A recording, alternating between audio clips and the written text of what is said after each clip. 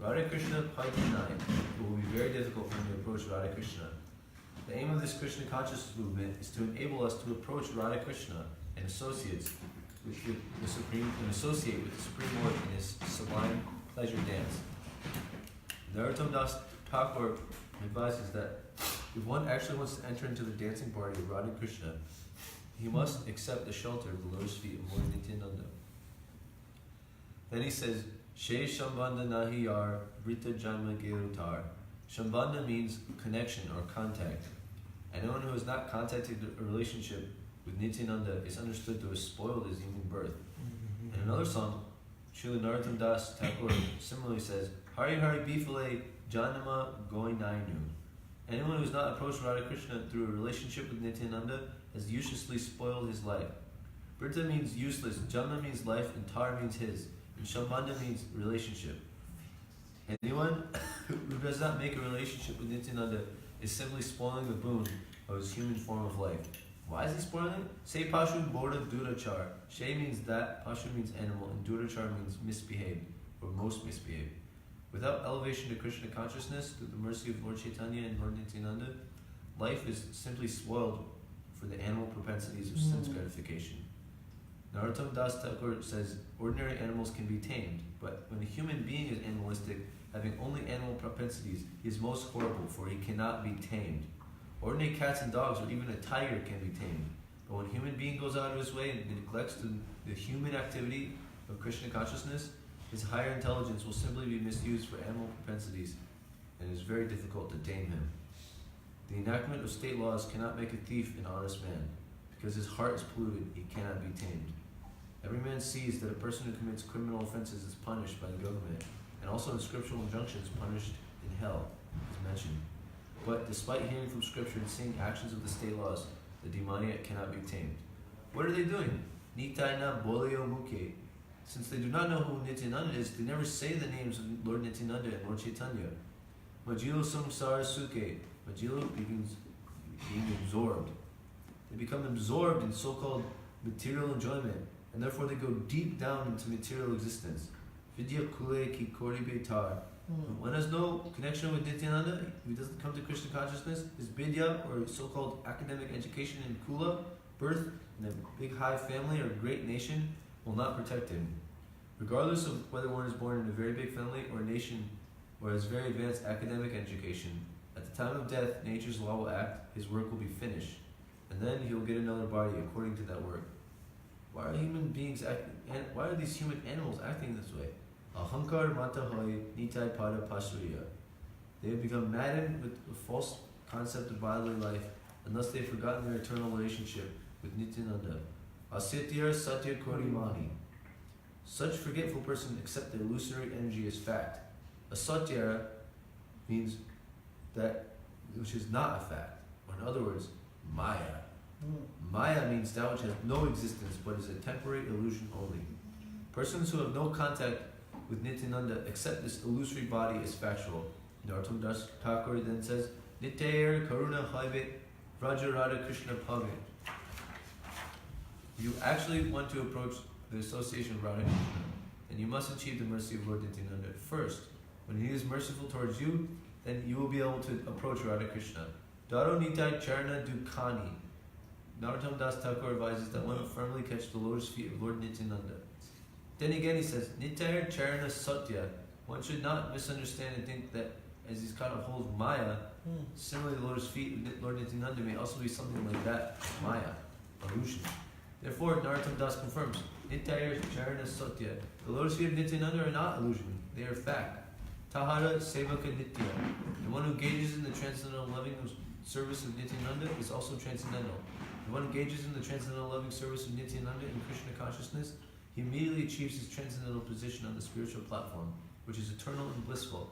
Therefore he advises, Nitai Pada Sada Kuro Asha. Always try to catch hold of the Lord's feet of Lord Nityananda. Narottam Boru Duki. Narottam Das Thakur, the Acharya, is taking the position that he's very unhappy. Actually, he's representing ourselves.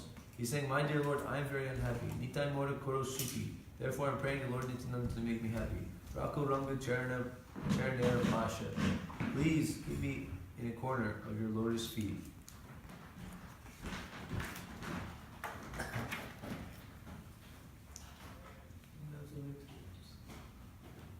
one thing my Guru Maharaj was saying, how to get the, it says we can't get the mercy of Radha Krishna without getting the mercy of Lord Chaitanya and Lord Nityananda.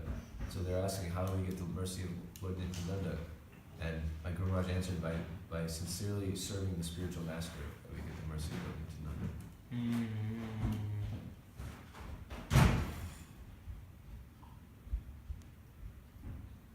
Nityananda Prabhu ki jai.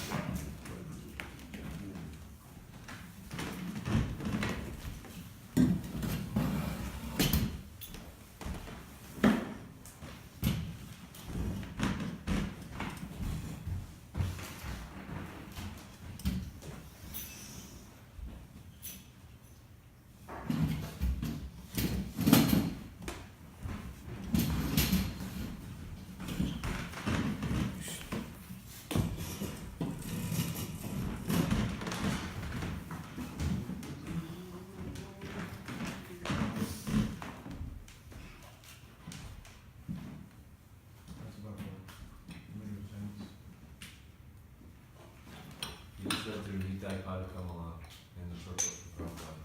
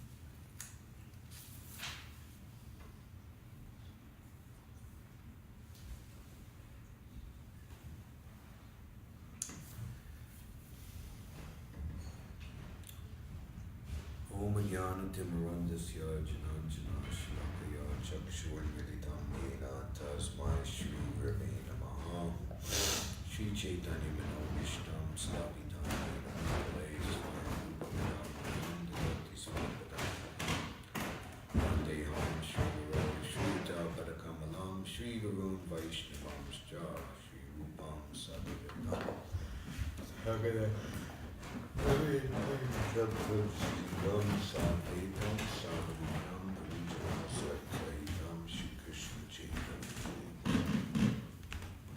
Shri Radha Krishna Padan Sahagana Lalita Shri Vishakanitamscha He Krishna Purna Sindhu Dinabandho Jagatpate Gopisha Gopika Kanta Radha Kanta Namostute Jayatam Surito Bangur Mama Mandamater Gatima Sarvasya Padambojo Radha Madana Mohano Tibrid Bindaranya Kalpajumada Shrimad Ratnakara Singha Sanasto Shrimad Radha Shilagovinda Devo Prastalani Sevimanos Shriman Rasa Visaran Vibam Siddhatas Buddhasita Karshan Venu Sanar Kopir Kopinathas Vistuna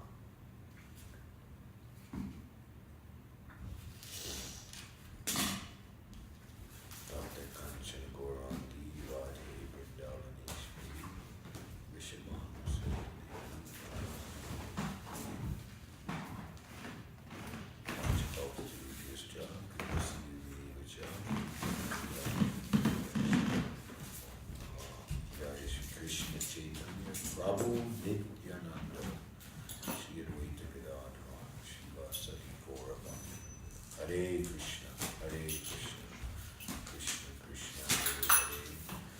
Hare Rama, Hare Rama, Rama Rama, Hare Hare.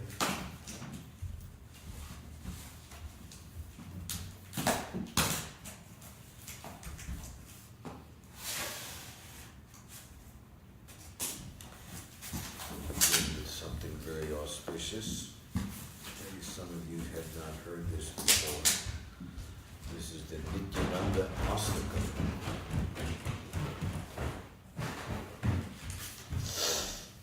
8 prayers glorifying Lord Nityananda by Srila Vrindavan Das Thakur.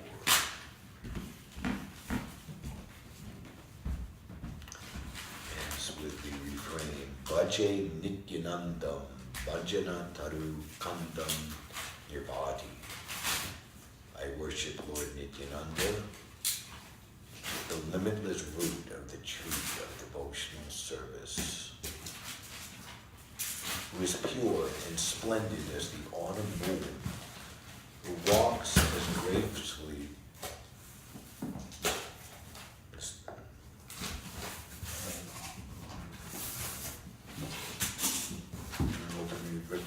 rip the other boxes too.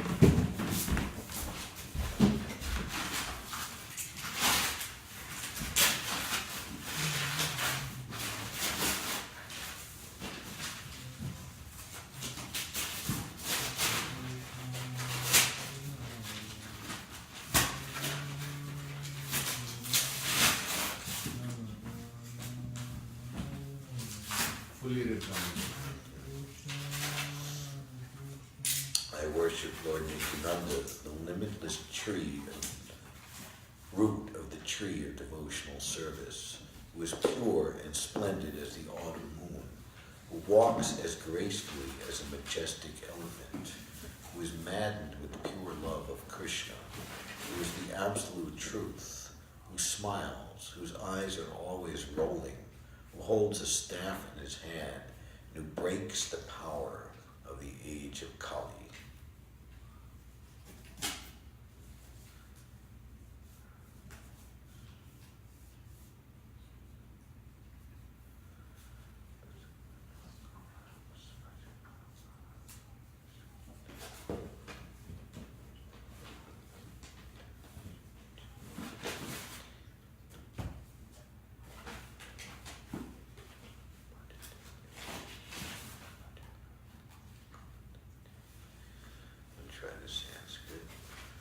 Vasanam magaram svajana gana sarvasvam atulam tadiyaka prana pramita vashuda janava patim sada pranamadam param avadita manda manasam bhaje nityanandam bhajana tarukandam nirvati.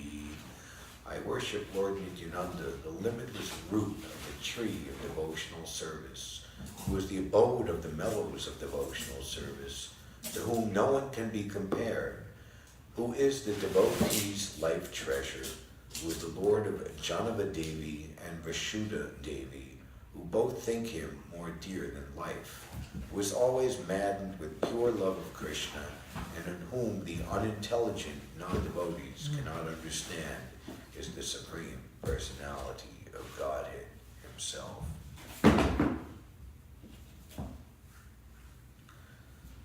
Sachi Suna Prestam Nikala Jagadistam Sukamayam Kalo Majach Jivo Dharana Karam Dhamma Karunam Adir Akyanad Va Bhava Jaladi Governati Haram Bhaje Nityanandam Bhajanataru Kandam Nirvati. I worship Lord Nityananda, the limitless root of the tree of devotional service, who is very dear to the son of Sachi Devi, who is worshipped by the entire universe, and who by chanting the name of Lord Hari mercifully rescues the souls drowning in the age of Kali and crushes the pride of the ocean of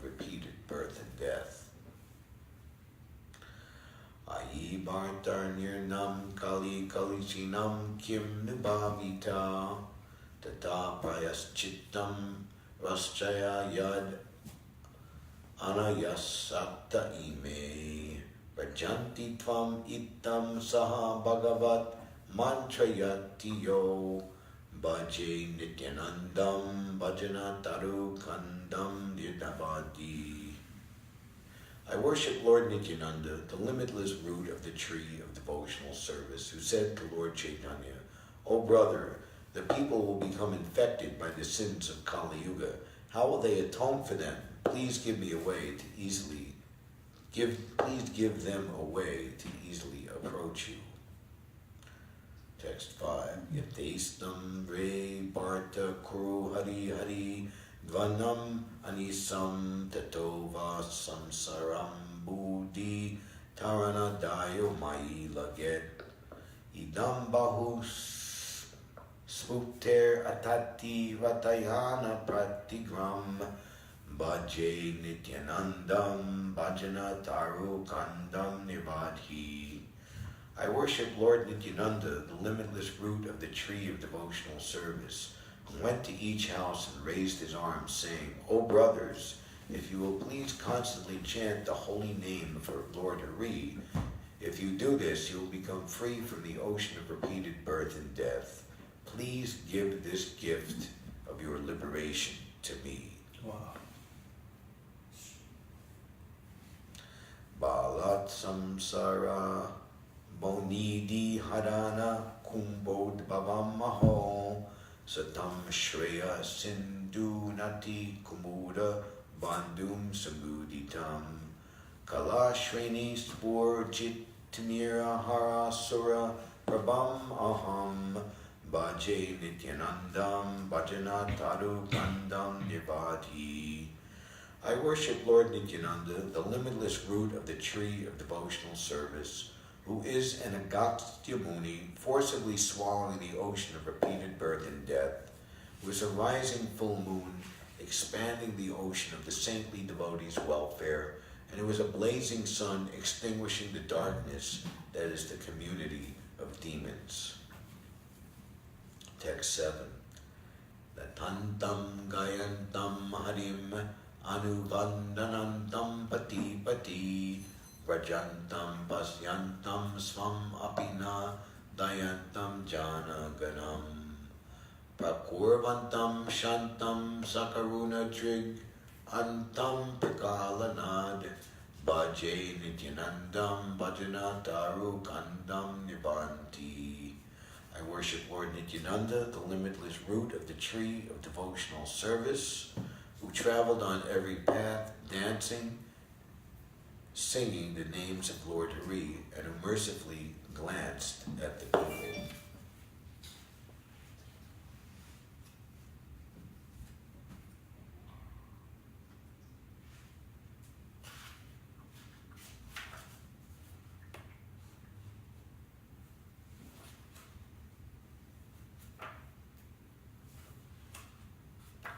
Text 8. Subimram Bartur Karasarasi Jam Komalatanam Vito Vachai Lokacharita Paramananda Hirdayam Virmantam Madhuryer Ahaha Madhyayantam Purajanam Bhaje Nityanandam Bhajanataru Kandam Nirvanti. I worship Lord Nityananda, the limitless root of the tree of devotional service, who wandered here and there, delighting the townspeople with his sweetness, and whose heart became filled with bliss when he held his brother, Lord Chaitanya's gentle lotus hand, and they gazed into each other's faces. Falshruti, verse 9. Vasanam madaram rasika vara sad vaishnava danam vasagaram saram patita tatitaram smaranta param nityanandastakam idam apurvam patatiya tad angridvandva jam spurata nitaram tasya hirdaye May Lord Nityananda place his 2 lotus feet in the heart of one who reads this unprecedented Nityananda Astakam, which is the abode of the mellows of devotional service, the great treasure of the great devotees that know what is really sweet, the abode of sweetness, and the Savior, the memory of which delivers the fallen souls. Lord Nityananda Ki Jai. So we're going to look at chapter 5 of the Adi Leela, which is entitled The Glories of Lord Nityananda Balaram. That's right. So in the beginning of the Chaitanya Charitamrita, the author Krishnadas Kaviraj Goswami speaks 14 verses which are the basis for the entire Chaitanya Charitamrita. So the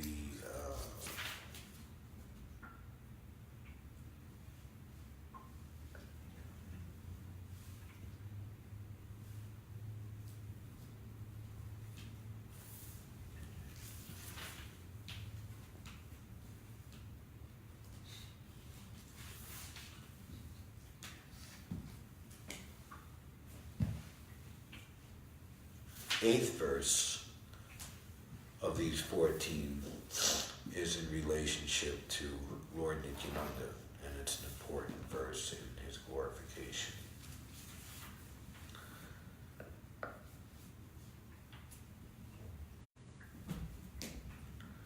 Ayati Tivyapi Vaikuntha Loke Purnaishvarye Shri Chatur Vyuhamadye Rupam Yasya Bhakti Sankarshan Sanakyam Tam Tri Nityananda Brahmam Prapadye. I surrender unto the lotus feet of Sri Nityananda Ram, who is known as Sankarshan in the midst of the Chatur Vyuha, consisting of Vasudev, Sankarshan, Pradyumna, and Aniruddha. He possesses full opulences and resides in Vaikuntha Loka, far beyond the material creation.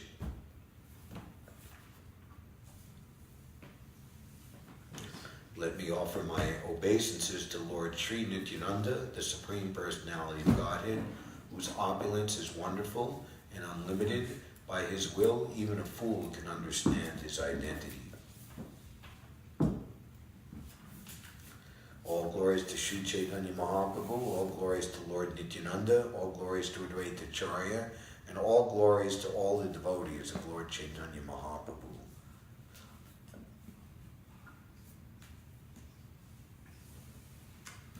The Supreme Personality of Godhead, Krishna, is the fountainhead of all incarnations. Lord Balaram is his second body. Sarva Avatari Krishna Smayam Bhagavan Tanhara Dvitiya Deha Sri Balaram. Lord Sri Krishna, the absolute personality of Godhead, is the primeval Lord, the original form of Godhead, and his first expansion is Sri Balaram. The personality of Godhead can expand himself in innumerable forms. The forms that have unlimited potency are called svamsa, and forms that have limited potency as living entities are called vibhinamsa. Eka Isvarupa Dani Bhima Machakaya Adyakaya Vyuha Krishna Leelara Sahaya. These two are one and the same identity. They differ only in form.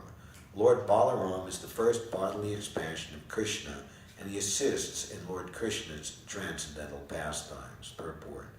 Balaram is a svamsa expansion of the Lord, and therefore there is no difference in potency between Krishna and Balaram.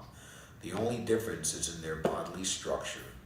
As the first expansion of Godhead, Balaram is the chief deity among the first quadruple forms, and he is the foremost assistant of Sri Krishna in his transcendental activities.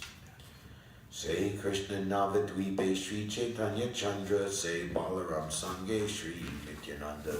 That original Lord Krishna appeared in Navadvip as Lord Chaitanya, and Balaram appeared with him as Lord Nityananda.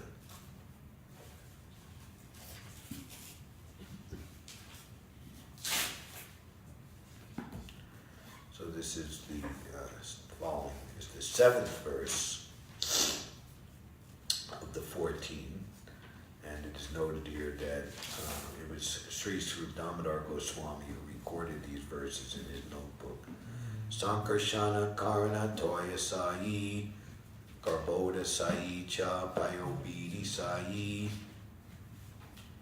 Seshascha Sasya Sha Kalasa Nitya Dandakya Rama Saranam Mamatstu.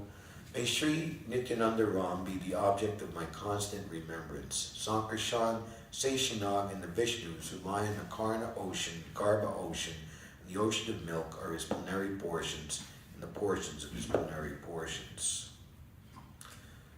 Text date: Sri Balaram Goshani Mula Sankarshan Pancharupa Dari Karena Krishnera Sevan. Lord Balaram is the original Sankarshan. He assumes 5 other forms to serve Lord Krishna. Apane Karena Krishna Lilala Sahaya Sri Liya Karya Kare Dari Charikaya. He helps himself in the pastimes of Lord Krishna, and he does the work of creation in 4 other forms. Shristi Adika Seva Tanra Andran Palana Sesha Rupe Kare Krishnera Vivida Sevana.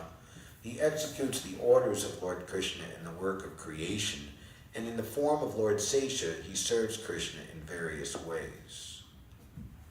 The report will make this more clear. According to expert opinion, Balaram is the chief of the original quadruple forms, is also the original Sankarshan. Balaram, the first expansion of Krishna, expands himself in 5 forms: Maha Sankarshan, Karno Dashai, Garbhodakshai, Shirodakshai, and Sesha. These 5 primary portions are responsible for both the spiritual and material cosmic manifestations. In these 5 forms, Lord Balaram assists Lord Krishna in his activities. The first 4 of these forms are responsible for the cosmic manifestations, whereas Sesha is responsible for personal service to the Lord. Sesha is called Ananta, or unlimited, because he assists the personality of Godhead in his unlimited expansions by performing an unlimited variety of services. Sri Balaram is the servitor Godhead who serves Lord Krishna in all affairs of existence and knowledge.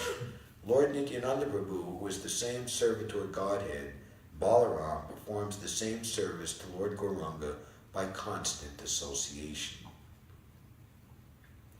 Sarvarupe Asvadye Krishna Sevananda Se Balaram Gora Sange Nityananda. In all the forms he tastes the transcendental bliss of serving Krishna. That same Balaram is Lord Nityananda, the companion of Lord Gaurasundar. Beyond the material nature lies the realm known as Paravyom, the spiritual sky. Like Lord Krishna himself, it possesses all transcendental attributes, just as the 6 opulences.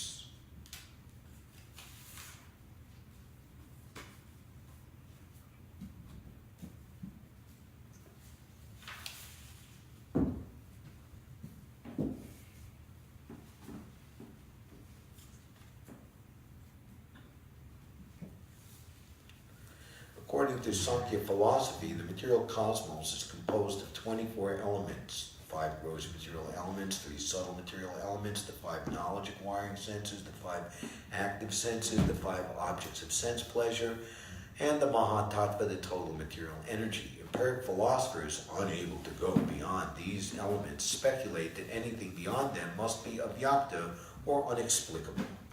But the world beyond the 24 elements is not inexplicable, for it is explained in the Bhagavad Gita as the eternal, Sanatan nature. Beyond the manifested and unmanifested existence of material nature, Vyakta Avyakta is the Sanatan nature, which is called the Paravyom, or the spiritual sky. Since that nature is spiritual in quality, there are no qualitative differences there. Everything there is spiritual, everything is good, and everything possesses the spiritual form of Sri Krishna himself. That spiritual sky is the manifested internal potency of Sri Krishna. It is distinct from the material sky manifested by his external potency. The all-pervading Brahman, composed of the impersonal glowing rays of Sri Krishna, exists in the spiritual spiritual world with the Vaikuntha planets. We can get some idea of that spiritual sky by a comparison to the material sky, for the rays of the sun in the material sky can be compared to the Brahmajyoti, the glowing rays of the personality of Godhead. In the Brahmajyoti, there are unlimited Vaikuntha planets which are spiritual and therefore self-luminous, with a glow many times greater than that of the sun. The personality of Godhead, Sri Krishna, his innumerable plenary portions, and the portions of the plenary portions dominate each Vaikuntha planet. In the highest region of the spiritual sky is the planet called Krishna Loka, which has three divisions, namely Dwarka, Mathura, and Goloka, or Gokula. To a gross materialist, this kingdom of God, Vaikuntha, is certainly a mystery, but to an ignorant man, everything is a mystery for want of sufficient knowledge. The kingdom of God is not a myth. Even the material planets which float over our heads in the millions and billions are still a mystery to the ignorant. Material scientists are now attempting to penetrate this mystery, and a day may come when the people of this earth will be able to travel in outer space and see the variegatedness of these millions of planets with their own eyes. In every planet there is as much material variegatedness as we find in our own planet. This planet Earth is but an insignificant spot in the cosmic structure, yet foolish men, puffed up by a false sense of scientific advancement, have concentrated their energy in the pursuit of so-called economic development on this planet, not knowing of the variegated economic facilities available on other planets. According to modern astronomy, the gravity of the moon is different from that of the Earth. Therefore, one who goes to the moon will be able to pick up large weights and jump vast distances. The Ramayana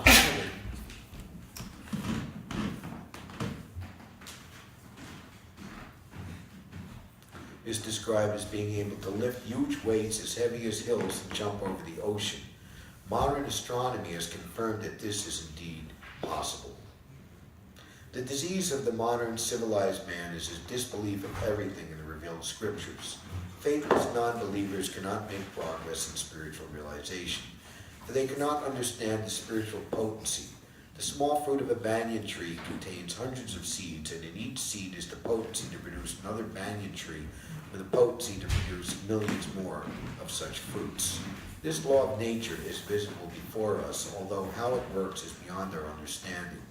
This is but an insignificant example of the potency of Godhead. There are many similar phenomena that no scientists can explain. Everything, in fact, is inconceivable, for the truth is revealed only to proper persons. Although there are varieties of personalities from the Ma down to the insignificant ant, all of whom are living beings, their development of knowledge is different. Therefore, we have to gather knowledge from the right source. Indeed, in reality, we can get knowledge only from the Vedic sources. The four Vedas, with their supplementary Puranas, the Mahabharata, the Ramayana, and their corollaries, which are known as Smritis, are all authorized sources of knowledge. If we are at all to gather knowledge, we must gather it from these sources without hesitation. Revealed knowledge may, in the beginning, be unbelievable because of our paradoxical desire to verify everything with our tiny brains. But the speculative means of attaining knowledge is always perfect, imperfect. The perfect knowledge propounded in the revealed scriptures is confirmed by the great acharyas who have left ample commentations upon them. None of these acharyas have disbelieved in the Shastras. One who disbelieves in the Shastras is an atheist, and we should not consult an atheist, however great he may be. A staunch believer in the Shastras, with all their diversities, is the right person from whom to gather real knowledge. Such knowledge may seem inconceivable in the beginning, but when put forward by the proper authority, its meaning is revealed, and then one no longer has any doubts about it. That Vaikuntha region is all-pervading, infinite, and supreme. It is the residence of Lord Krishna and his incarnations.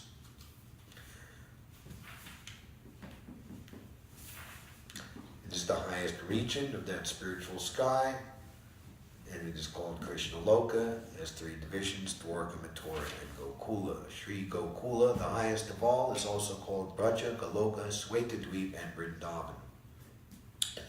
Like the transcendental body of Lord Krishna, Gokula is all-pervading, infinite, and supreme. It expands both above and below without any restriction.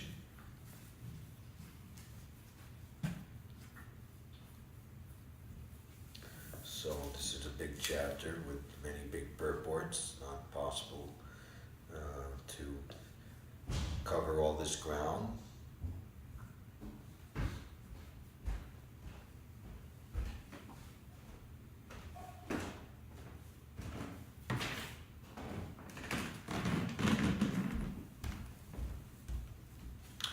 When Lord Krishna descends to this universe, he enjoys the pastimes and places of the same name, Dwarka, Mathura, Gokula. These places on earth are non-different from those original abodes, for they are facsimiles of those original holy places in the transcendental world. They are as good as Sri Krishna himself and are equally worshipable. Lord Chaitanya declared that Lord Krishna, who presents himself as the son of the king of Braja, is worshipable, and that Vrindavan Dham is equally worshipable. That abode is manifested within the material world by the will of Lord Krishna.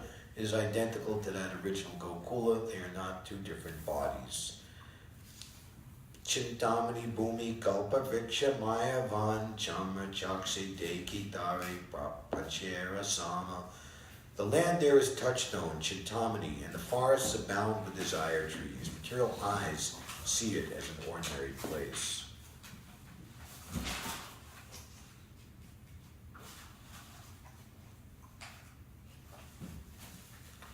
But with the eyes of love of Godhead, Prema Netri Deki Tara Svaru Prakash Gopa Gopi Sangayana Krishnara Vilas, one can see its real identity as the place where Lord Krishna performs his pastimes with the cowherd boys and cowherd girls. Chintamani Prakarasat Mashukal Praviksha Laksha Miteshu Surabhira Vipalayantam Lakshmi Sahasra Sata Sambrahma Sevyamanam Govinda Madhipursham Tamaham Bhajami. I worship Govinda, the primeval Lord, the first progenitor, who is tending cows, yielding all desires in abodes built with spiritual gems and surrounded by millions of purpose trees. He is always served with great reverence and affection by hundreds and thousands of goddesses of fortune.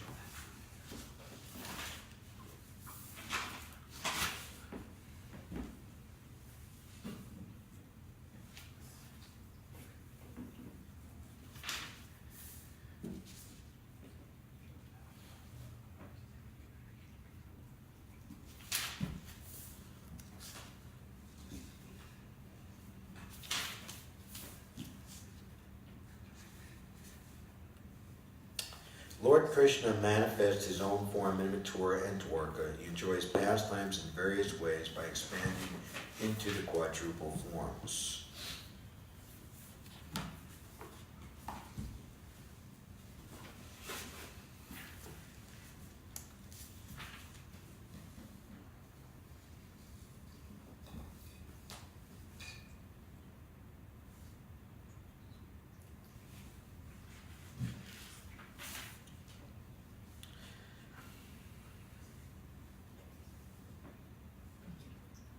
So, quadruple forms, Pradyumna,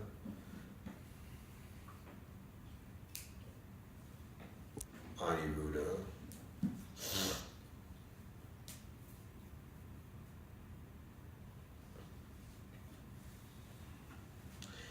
in Krishna Loka is a transcendental place known as Swetadweep or Vrindavan. Below Krishna Loka is the original spiritual sky. In this spiritual sky are the Vaikuntha planets. On each planet, a four-handed Narayan expanded from the first quadruple manifestation is present. The personality of Godhead known as Sri Balaram in Krishna Loka is the original Sankarshan, attracting deity. And from this Sankarshan expands another Sankarshan called Maha Sankarshan, who resides in one of the Vaikuntha planets. By his internal potency, Maha Sankarshan maintains the transcendental existence of all the planets in the spiritual sky where all the living beings are eternally liberated souls. The influence of the material energy is conspicuous there by its absence. On those planets, the second quadruple manifestation is present. Outside of the Vaikuntha planets is the impersonal manifestation of Sri Krishna, which is known as Brahmaloka. On the other side of Brahmaloka is the spiritual Karna Samudra, or causal ocean. The material energy exists on the other side of the causal ocean without touching it. And the causal ocean is Mahavishnu, the original Purusha expansion from Sankarshan. Mahavishnu places his glance over the material energy, and by a reflection of his transcendental body, he amalgamates himself within the material elements. As the source of the material elements, the material energy is known as Pradhan, and as the source of the manifestations of the material energy, it is known as Maya. But material nature is inert in that she has no independent power to do anything. She is empowered to make the cosmic manifestation by the glance of Mahavishnu. Therefore, the material energy is not the original cause of the material manifestation. Rather, the transcendental glance of Mahavishnu over material nature produces that cosmic manifestation. Mahavishnu again enters every universe as the reservoir of all living entities, Garbhodakshai Vishnu. From Garbhodakshai Vishnu expands Kshirodakshai Vishnu, the supersoul of every living entity. Garbhodakshai Vishnu also has his own Vaikuntha planet in every universe, where he lives as the supersoul or supreme controller of the universe.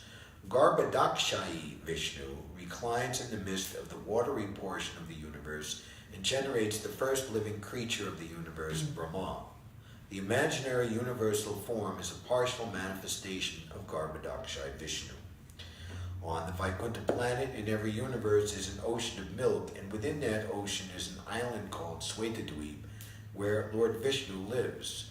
Therefore, this chapter describes two Swetadweeps, one in the abode of Krishna and the other in the ocean of milk in every universe. The Swetadweep in the abode of Krishna is identical with Vrindavan Dham, which is the place where Krishna appears himself to display his loving pastimes.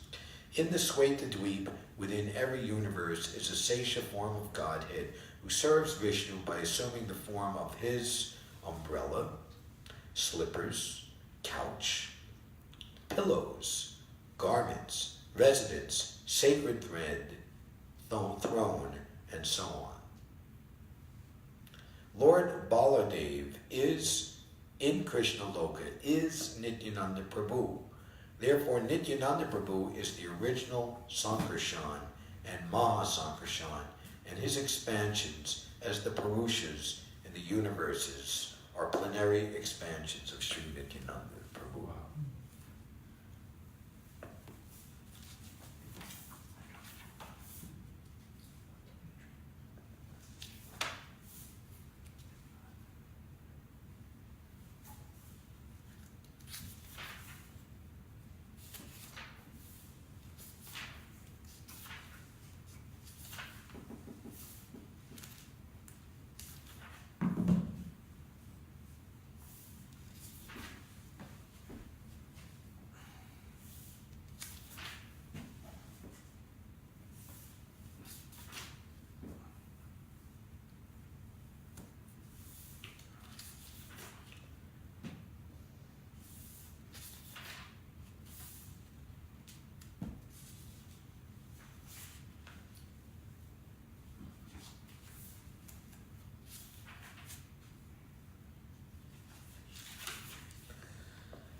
Ekala Ishva Krishna Arasabha Britya Yara Yache Nachai Te Tache Kari Nitya. Lord Krishna alone is the supreme controller, and all others are his servants. They dance as he makes them do so.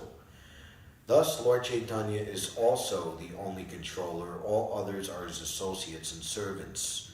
His elders, such as Lord Nityananda, Advaita Acharya, and Srivas Thakur, as well as his other devotees, whether his juniors, equals, or superiors, are all his associates who help him in his pastimes.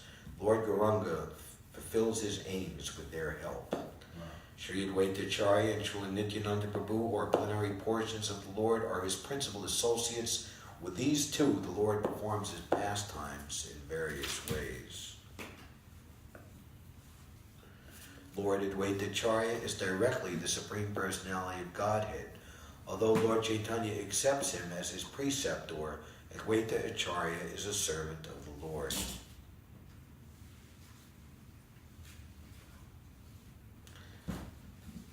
I cannot describe the truth of Advaita Acharya. He has delivered the entire world by making Lord Krishna descend. Lord Nityananda Swarup formerly appeared as Lakshman and served Lord Ramachandra as his younger brother.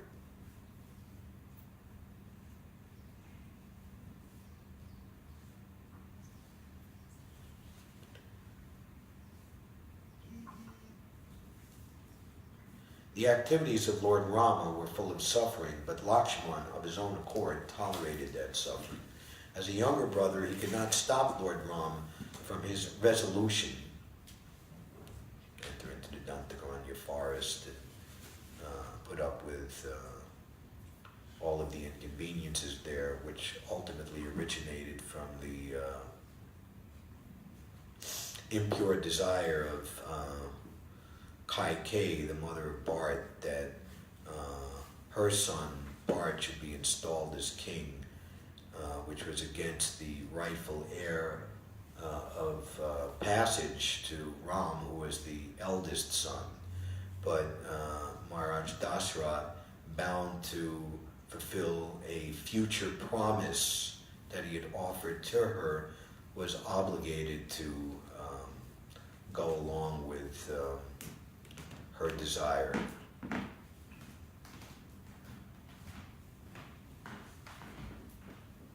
As a younger brother, he could not stop Ram from his resolution, and so he remained silent, although unhappy in his mind. When Lord Krishna appeared, he, Balaram, became the elder brother to serve him to his heart's content and make him enjoy all sorts of happiness. Sri Ram and Sri Lakshman, who were plenary portions of Lord Krishna and Lord Balaram respectively, entered into them at the time of Krishna and Balaram's appearance. Whoa. That's very interesting. That's amazing.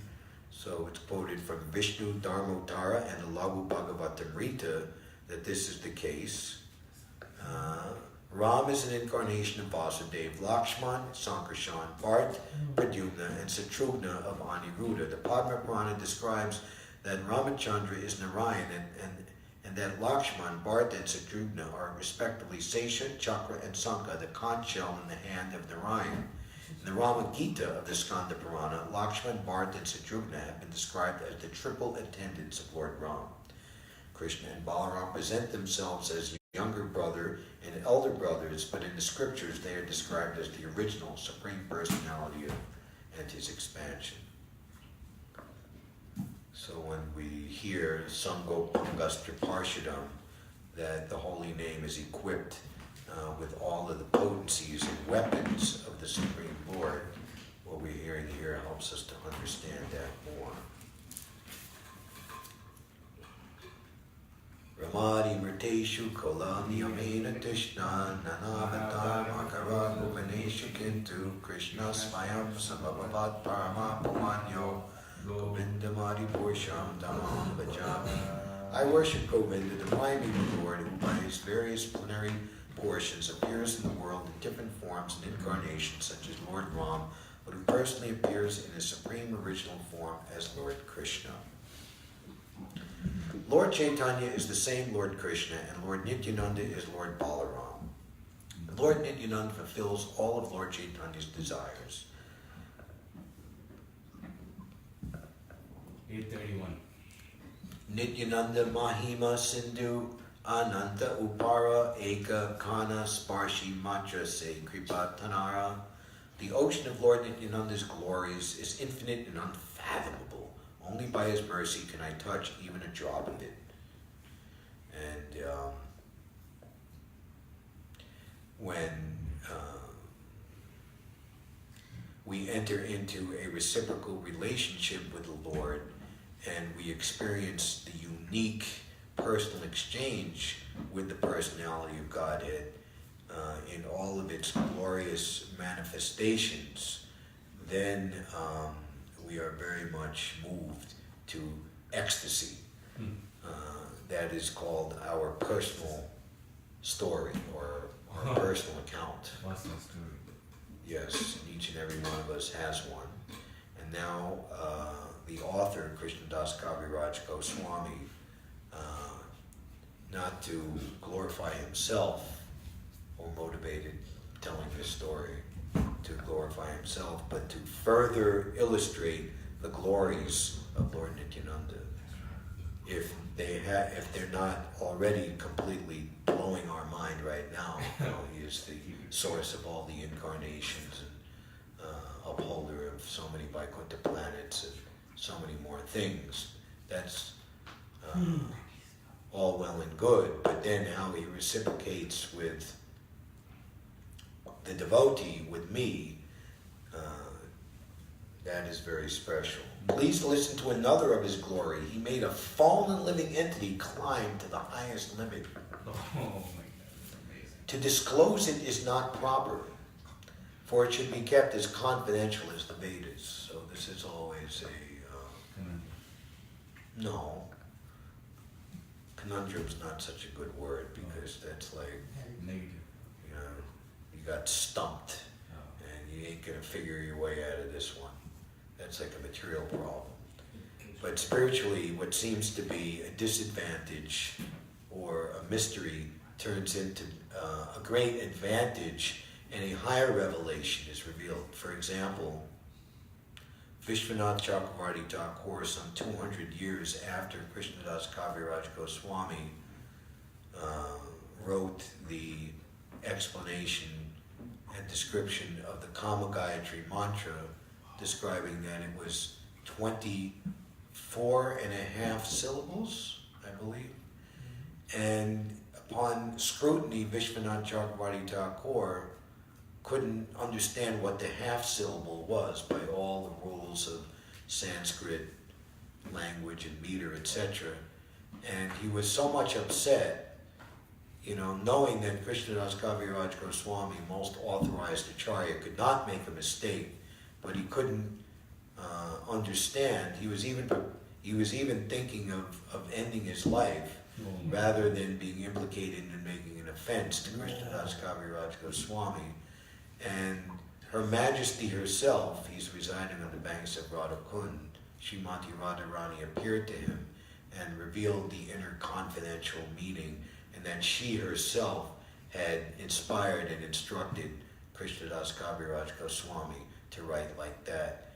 And the explanation was based, I don't remember exactly, but on a very confidential and intimate facet of Krishna's moon-like personality. That's amazing.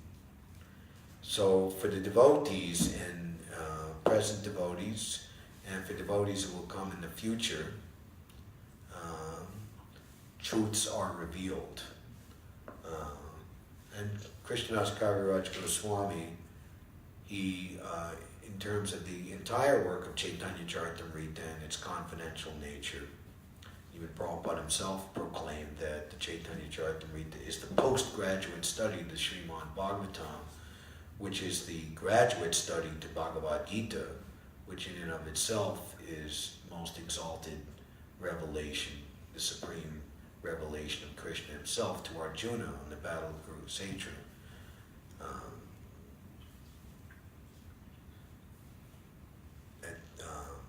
This knowledge must be revealed because it is desired and hoped for by all the acharyas, the bona fide spiritual master, to elevate his disciples and followers to the topmost position of devotional service, where they too can become the most confidentially situated, intimate devotee of Krishna in Vrindavan.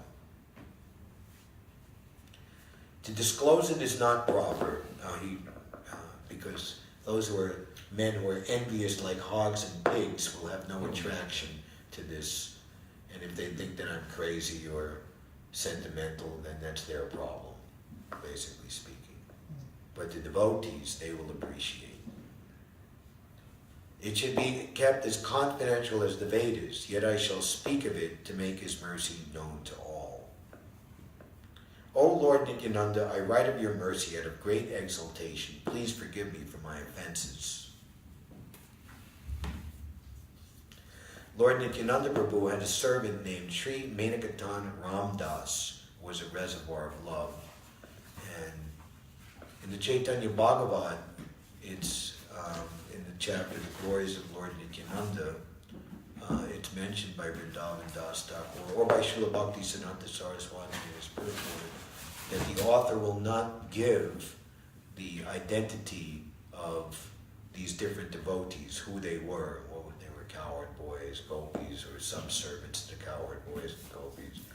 But he's revealing, Bhakti Siddhanta Saraswati Thakur, that the pure devotees, when they hear the names of Lord Chaitanya and Lord Nityananda's devotees, they'll be able to understand the particular mellow of love of Godhead they're situated in, and will receive very great pleasure in seeing the new manifestation of loving reciprocation that is available there in Lord Chaitanya's Leela, which is an expansion and amplification of that same reciprocation in Krishna Leela. So Srila Bhakti Siddhanta Saraswati Thakur directs us to the confidential book by Kavi Kanapur, who as an infant went and sucked the big toe of Lord Chaitanya. Wow. He was the son of Shivananda Singh. And was able to write such literature. The Gaura Gonadesh Deepika, which is basically simply a catalog describing all of the devotees of Lord Chaitanya and Lord Nityananda and who they were in Krishna Leela.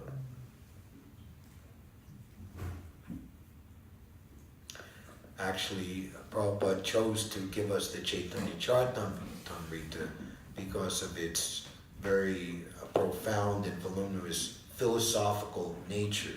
Because if you read Chaitanya Bhagavat, there's much description of the ecstasies of the Lord and his devotees.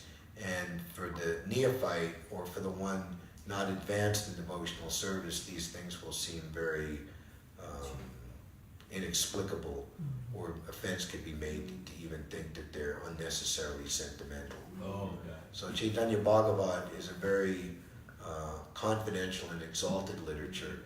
And of course the benediction is given that if one is qualified and reads this, one will be elevated to the similar stage of ecstatic love of Godhead by the mercy of Lord Chaitanya, Lord Nityananda, and their devotees.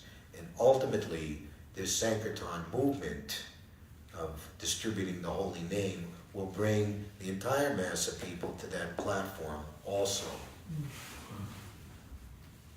We were hearing Lord Chaitanya spoke to the classes, and Lord Nityananda, he preached to the masses. Of course, Lord Chaitanya did that also. He performed Mass Harinam Sankirtan. But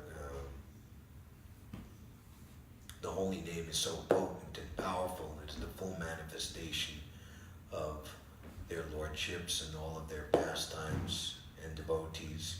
So by that association, that Harinam Sangha, the association of Harinam, everyone will be purified and elevated. So he wishes to speak this confidential truth to make the mercy of Lord Nityananda known to all. So Menakatan Ramdas was one of the Dwadas Gopals, 12 cowherd boys. If anyone could look up and say who Menakatan Ramdas, that would be additionally useful. At my house, there was Sankirtan day and night. Oh, yeah. That's very good. And therefore, he visited there, having been invited. Absorbed in emotional love, he sat in my courtyard, and all the Vaishnavas bowed down at his feet. In a joyful mood of love of God, he sometimes climbed upon the shoulders of someone and offering obeisances, and sometimes he struck others with his flute or mildly slapped them. So he was thoroughly steeped, without departure, even a slight percentage from his original mood as a cowherd boy. And we see in the pastimes of Lord Chaitanya and Lord Nityananda, you can see in Adi Leela Volume 6, that on Ram Vijay Utsav Day, they dressed themselves up as monkeys, and Lord Chaitanya as Lord Ramachandra, and they had like a mock capturing of the Lanka fort. They picked up big tree logs. Where is that rascal Ravana? He has stolen the universal mother Sita. We will now come and kill him and destroy his entire family.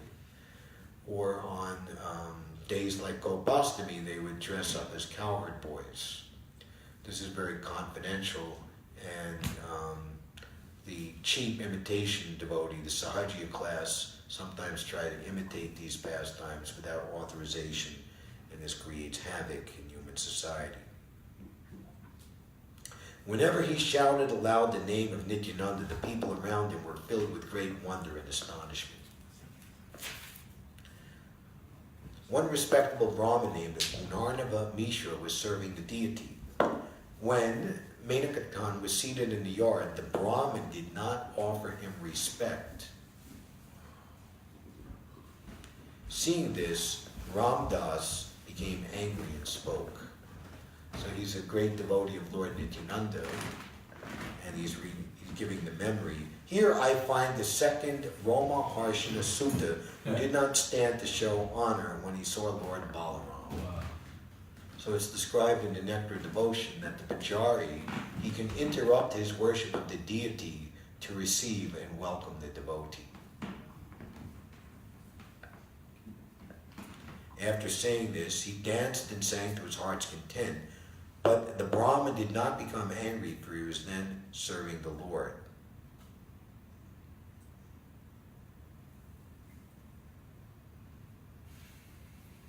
The behavior of this Gunarvana Mishra indicated he had no great respect for Lord Nityananda, and this idea was not at all palatable to Menikatan Ramdas. For this reason, the mentality of Menikatan Ramdas is never depreciated by devotees. So, like so-called stanch class or caste Goswamis would think that Menakatan Ramdas was making an unnecessary disturbance in interrupting the worship of the deity. But actual devotees see it the other way. At the end of the festival, Menakatan Ramdas went away, offered his blessings to everyone. At that time, he had some controversy with my brother. My brother had firm faith in Lord Chaitanya, but only a dim glimmer of faith in Lord Nityananda. Knowing this, Ramdas felt unhappy in his mind. I then rebuked my brother. These two brothers, I told him, are like one body. So we could surmise, perhaps, that Krishnadas Kaviraj Goswami's brother was someone who was defending the actions of Gunarnava Mishra and questioning the activities of Menakatan Ramdas. They are like one body. They are identical manifestations. If you do not believe in Lord Nityananda, you will fall down. Oh my God. If you have faith in one but disrespect the other, your logic is the logic of accepting half a hen. A foolish farmer once thought he would save money by cutting off his hen's head, which he had to feed, which cost money, and leaving its tail, which produces the eggs, which makes money. Makes sense. Hence the term half-hen logic. So, according to Guru Visha Deepika, there, what's his name? Menikatan Ramdas is the two sons of Balaram, the Nishata and Uluga, and he's also considered to be Mahasan Krishna. Haribol. What the heck? It would be better to be an atheist by slighting both brothers than a hypocrite by believing in one and slighting the other. Thus, Sri Ramdas broke his flute in anger and went away, and at that time my brother fell down. Doesn't describe what happened, but just right away. I have have thus described the power of the servants of Lord Nityananda. Now I shall describe another characteristic of his mercy. So we're hearing that actual devotees never depreciate yet the mentality of Minikatam Ramdas. So Krishnadas Kaviraj Goswami was staunchly in that mood, and Lord Nityananda came to bless him. Lord Nityananda was very, very pleased. Wow, that's amazing. That night, Lord Nityananda appeared to me in a dream because of my good quality in chastising my brother.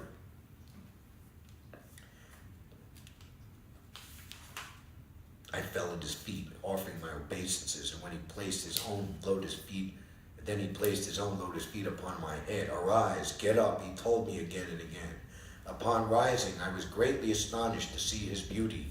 He had a glossy, blackish complexion, and his tall, strong, heroic stature made him seem like Cupid himself. He had beautifully formed hands, arms, and legs, and eyes like lotus flowers. He wore a silk cloth with a silk turban on his head. He wore golden earrings on his ears and golden armlets and bangles. He wore tinkling anklets on his feet and a garland of flowers around his neck. His body was anointed with sandalwood pulp, and he was nicely decorated with tilak. His movements surpassed those of a mad elephant. His face was more beautiful than millions upon millions of moons, and his teeth were like pomegranate seeds because of his chewing betel. His body moved to and fro, right and left, for he was absorbed in ecstasy. He chanted, Krishna, Krishna, in a deep voice. His red stick moving in his hand, he seemed like a man lion. All around the four sides of his feet were bumblebees. His devotees, dressed like cowherd boys, surrounded his feet like so many bees, and also chanted, Krishna, Krishna, absorbed in ecstatic love. Some of them played horns and flutes, and others danced and sang. Some of them offered betel nuts, and others waved chamara fans about him. Thus I saw such opulence in Lord Nityananda's Swarup. His wonderful form, qualities, and pastimes are all transcendental. I was overwhelmed with transcendental ecstasy, not knowing anything else. Then Lord Nityananda smiled and spoke to me as follows. O my dear Krishnadas, do not be afraid. Go to Vrindavan, for there you will attain all things. After saying this, he directed me toward Vrindavan by waving his hand. Then he disappeared with his associates. So when the Lord gives such an order and profound instruction and blessing, then all the way down the line, all devotees, people in general, and in Krishnadas Kaviraj Goswami's case, deities, Madan Mohan deity, not only just bless, but even amplify or build upon that blessing. Oh my God. This is the origin of Lord Nityananda's blessing, that we have this Sri Chaitanya Charitamrita in our hands, because upon coming to Vrindavan, the devotees ordered a very old, an invalid, practically speaking, Krishnadas Kaviraj Goswami to bring forth this supreme masterpiece, which Srila Bhaktisiddhanta Saraswati Thakur, he gave an ascension. If all the books in the world were destroyed, and the Srimad Bhagavatam was left, that would be enough to preserve all essential knowledge in human society. And then he said, and if somehow the Chaitanya the Srimad Bhagavatam was lost, then simply the Chaitanya Charitamrita, the only book necessary. Everything is there. And Srila Prabhupada said that in the last, in the final period of Srila Bhaktisiddhanta Saraswati, whose appearance day we will celebrate next Saturday. Yeah, on this Saturday. 24th. He said that it was his favorite book. He'd read and relish it. Should we take out a Chaitanya that said that day and try disputing? Why that day? How about every day? Whoa! How many books are in this set? 9. Now Yogendra. Nava Yogendra. Or Chaitanya that This Nava Yogendra is more auspicious than Navaratri, right? for sure.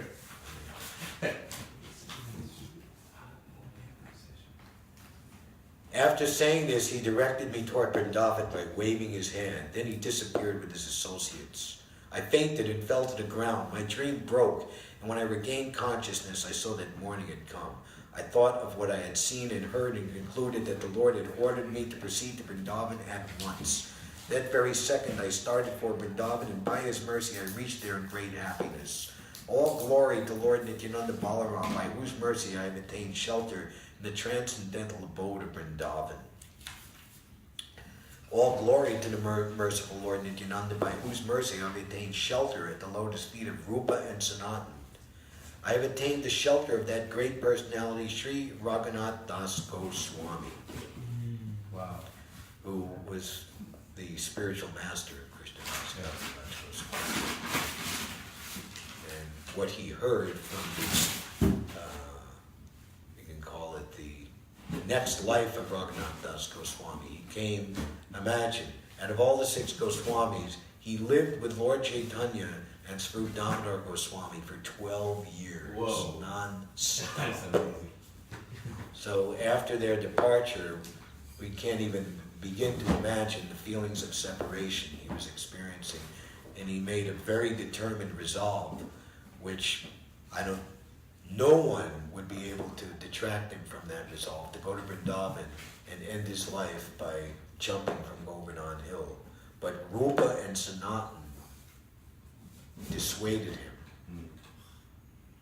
Just like when the spiritual master departs, it's described that the sincere disciple must take charge of the spiritual master's mission and execute it properly.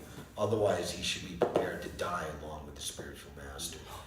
So, after the spiritual master departs, what is the reason for the disciple to continue living? Just like the wife. Why should she continue to live in the absence of her husband? She was prepared to accept voluntary death along with the husband. So at the time of the departure of the spiritual master, practically speaking, one's life is over. But one continues to live to execute the order of the spiritual master and fulfill it.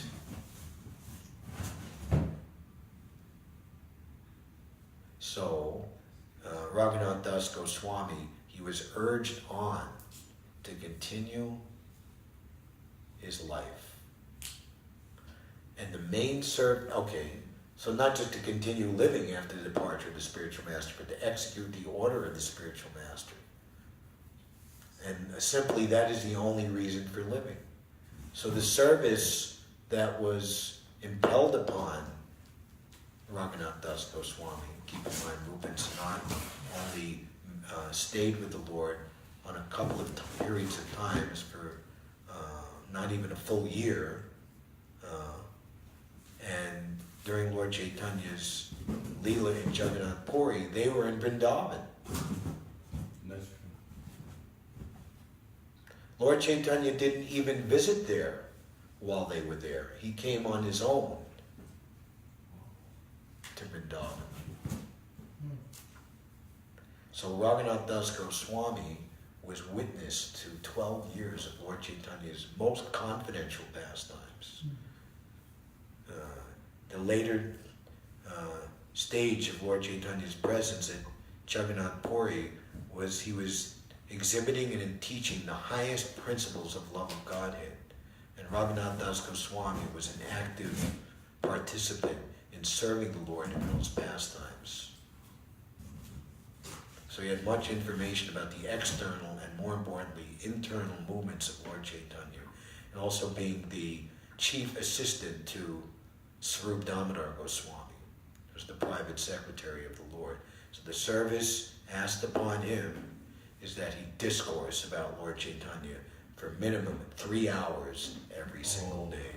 Chaitanya class. Yes, the ultimate Chaitanya Charitamrita. And Krishnadas Kaviraj Goswami sat hearing in rapt attention, and hence the Chaitanya Charitamrita came to be known. By his mercy I have attained the shelter of that great personality, Sri Raghunath Das Goswami, and by his mercy I have found the refuge of Sri Swarup Damodar Goswami.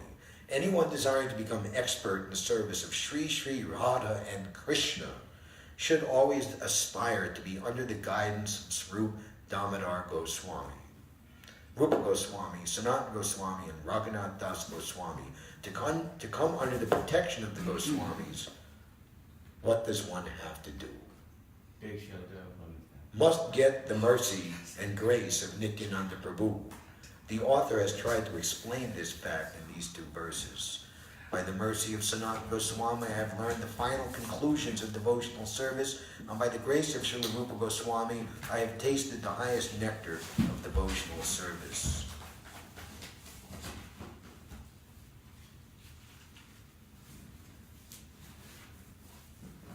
So the devotees, they like to share the mercy. They're fully competent to bestow all mercy, but from one devotee, one distributes one, and then that devotee will direct the aspirant ascender or newcomer devotee to get other types of mercy from another devotee. And this is all very, very wonderful.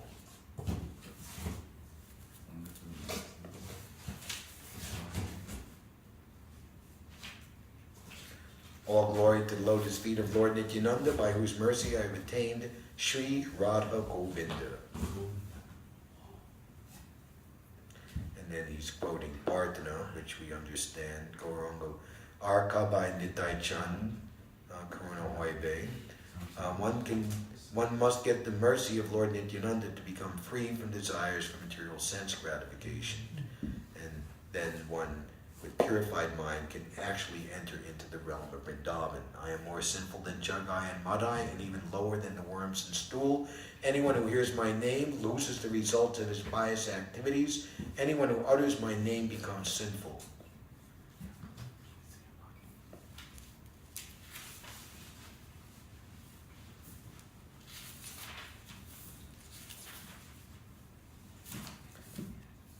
In one place, Prabhupada says that a Vaishnava actually thinks like that about himself, but at the same time, he's situated on the most exalted platform of Krishna consciousness. The key to understanding is that one is simply transfixed.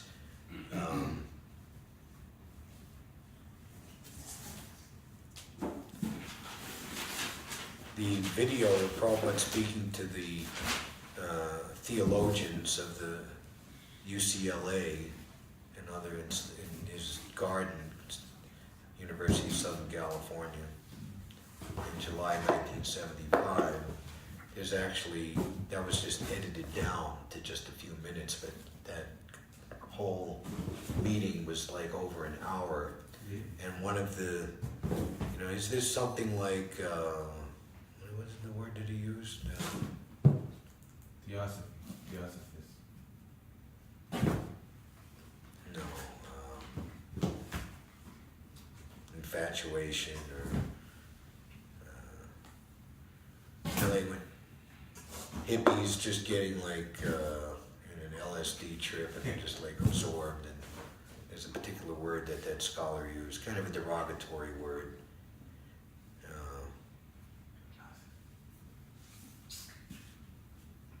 Transfixed, infatuated, anyway, something like that. Prabhupada said, if one is like that for the best thing, then what is wrong with that? Wow, that's true. Wow. So, devotee doesn't want any fame or recognition for himself. Everything he takes all glorification and praise and immediately delivers it at the feet of his spiritual master and Parampara and the Lord. Who in this world but Nityananda could show his mercy to such an abominable person as me? Because he is intoxicated by ecstatic love as an incarnation of mercy, he does not distinguish between the good and the bad. He delivers all those who fall down before him. Therefore, he has delivered such a sinful and fallen person as me. He has conferred upon me the lotus feet of Rupa Goswami. And then he goes on to explain how how ultimately, by all this, he got the mercy of Krishna and the direct order from Krishna, confirming the desire and urging of the devotees to write the Chaitanya Charitamrita. Lord Madan Gopal, it's another name for Madan Mohan Vigraha, actually at the base of the Dasti Chatila, where the Madan Mohan temple is situated, is Advaitabad, it's the place of appearance of Madan Gopal and the place of discovery by Advaita Acharya, where he himself resided upon visiting Vrindavan. And devotees have built a very beautiful temple there. There's a very exquisitely beautiful black marble, shiny brass, black marble Krishna, Madan Gopal, and brass marble Radharani deities there. They're about 4 or 5 feet tall, very powerful. Maybe slightly smaller. Lord Madan Gopal, the chief deity of Vrindavan, is the enjoyer of the rasa dance and is directly the son of the king of Braja. The mercy of Lord Nityananda showed me Sri Madan Mohan and gave me Sri Madan Mohan as my lord and master. He enjoys the rasa dance with Srimati Radharani, Sri Lalita, and others. He manifests himself as the Cupid of Cupids. Wearing yellow garments and decorated with a flower garland, Lord Krishna appeared among the gopis with his smiling lotus face, looked directly like the charmer of the heart of Cupid. With Radha and Lalita serving him on his 2 sides, he attracts the hearts of all by his own sweetness. He granted to one as low as me the sight of Lord Govinda. Lord Nityananda did. Words cannot describe this, nor is it fit to be disclosed.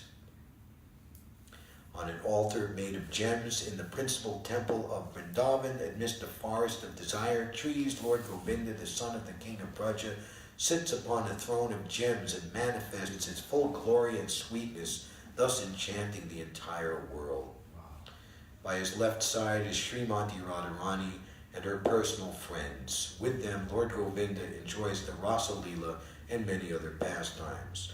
Lord Brahma, sitting on his lotus seat in his own abode, always meditates on him and worships him with a mantra consisting of 18 syllables. It's one of the Gayatri mantras, and it is listed here in this purport: Klim Krishnaya Govindaya Gopijana Vallabhaya Svaha. The inhabitants of Brahmaloka and the planets below worship Govinda by meditating with this mantra.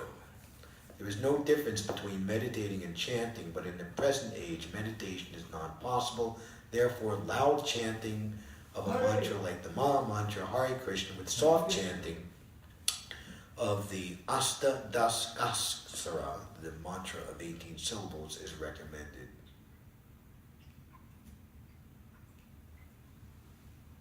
The inhabitants and predominating deities of every planet are recommended to worship Govinda either by meditation or by chanting. So when we chant Gayatri, we are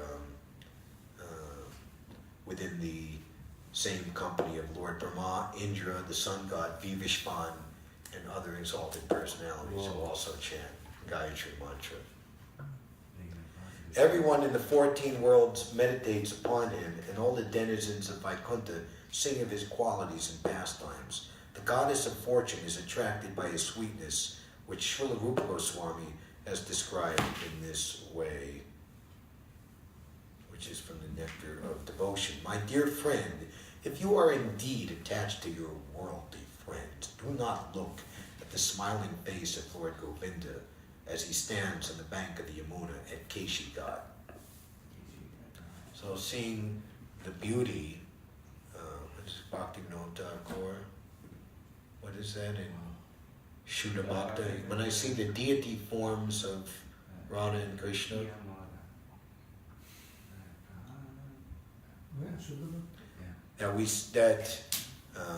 we're inspired in ecstatic love. And when we see the so-called perverted, reflected so-called beauty of envious atheistic non-devotees, it simply acts as a powerful, like what do you put, like acid. You throw acid, like it'll burn your skin away, So that association is so poisonlessly bad association that it destroys your devotional sentiments and makes you think of thoughts of sense gratification, just like they are. So that's why, if you're at all interested in such thing, do not look upon the smiling face of Lord Govinda as he stands on the bank of the Yamuna at Keshigat. Casting sidelong glances, he places his flute to his lips, which seems like newly blossomed twigs. His transital body, bending in 3 places, appears very bright in the moonlight. Wow. Chugalamurti deki amora, parama ananda. Oh, yeah. And what's the translation? Whenever I see the transcendental Sri Vigraha of Radha and Krishna, I'm in bliss. For by taking the Lordship Sadham, we can conquer over the material element. Right, which is also taking their visual darshan. Generally, people in their conditional life engage in the pleasure of society, friendship, and love. This so-called love is lust. It's poison, not nectar. Or acid. I like that example. Acid. Like if you're handling acid, it gets on your skin. You call the physician immediately. Bathe in water. And don't let children come near. But people are satisfied with such a false understanding of love. Vidyapati, a great and learned poet of Mithila, has said that the pleasure derived from friendship, society, and family life in the material world is like a drop of water, but our hearts desire pleasure like an ocean. Thus the heart is compared to a desert of material existence that requires the water of an ocean of pleasure to satisfy its dryness. If there is a drop of water in the desert, one may indeed say that it is water, but such a minute quantity of water has no value. Similarly, in this material world, no one is satisfied in the dealings of society, friendship, and love. Therefore, if one wants to derive real pleasure within his heart, he must seek the lotus feet of Govinda.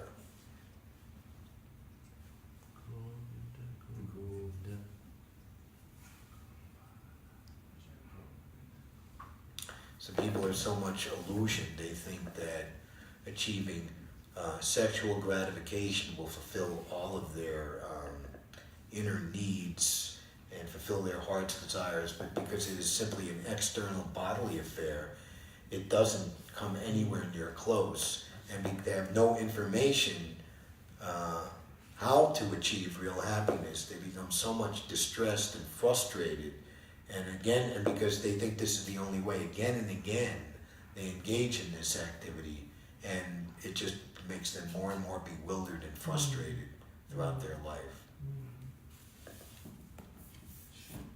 That's why Krishna tells Uddhava in the 11th canto of all types of misery to be implicated in searching after sex pleasure is the greatest misery. Oh my God, that's crazy. Where is that stated?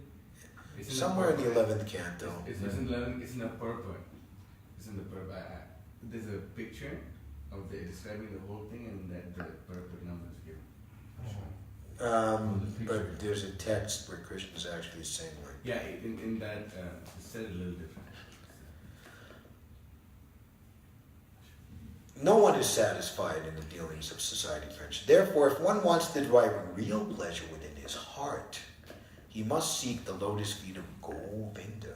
In this verse, Rupa Goswami indicates that if one wants to be satisfied in the pleasure of society, friendship, and love, he need not seek shelter at the lotus feet of Govinda. For if one takes shelter under his lotus feet, he will forget that minute quantity of so-called pleasure. One who is not satisfied with that so-called pleasure may seek the lotus feet of Govinda, who stands on the shore of the Yamuna at Keshi Tirtha, Keshi God in Vrindavan, and attracts all the gopis to his transcendental loving service. Without a doubt, he is directly the son of the king of Braja. Only a fool considers him a statue. For that offense he cannot be liberated. Rather, he will fall into a terrible hellish condition. What more should I say?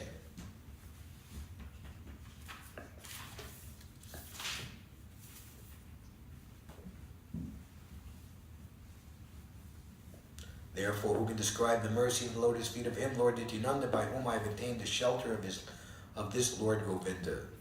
And he tells, all the groups of Vaishnavas who live in Vrindavan are absorbed in chanting the all-auspicious name of Krishna. Lord Chaitanya and Lord Nityananda are the life and soul of those Vaishnavas who do not know anything but devotional service to Shri Shri Radha and Krishna. So, practically speaking, equal to the native Brijabasis or persons of North India. If you go to Vrindavan, I don't know what the population census is now, but at least I know for many years when I was going, a good percentage, almost near 30 to 50%, were Bengalis. Bengali Vaishnavas. Because obviously Lord Chaitanya, he's from Bengal, and he's Krishna, and he's preaching the glories of Vrindavan. So Bengalis, perhaps more than any other province in India, know the confidential reason of Lord Chaitanya and can actually worship and understand Vrindavan most properly.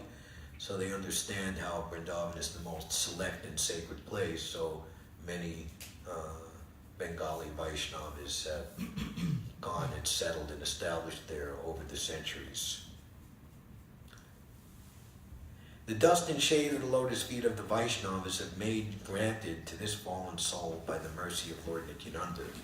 Lord Nityananda said in Vrindavan, all things are possible. Here I've explained his brief statement in detail.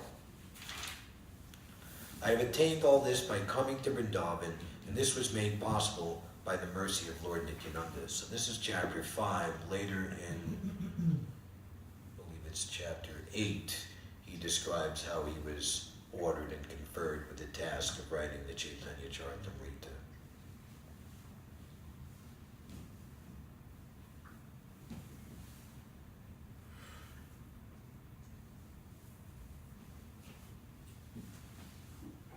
For the real worshippers of Lord Chaitanya, the ultimate goal of life is to worship Shri Shri Radha and Krishna. I have described my own story without reservations. The attributes of Lord Nityananda, making me like a madman, forced me to write these things. The glories of Lord Nityananda's transcendental attributes are unfathomable. Even Lord Sesha, with his thousands of mouths, cannot find your limit. Hare Krishna. Hare Krishna. Jai. So that was our breakfast. That was amazing. Lord Nityananda Ram Ki Jai. Hare Krishna.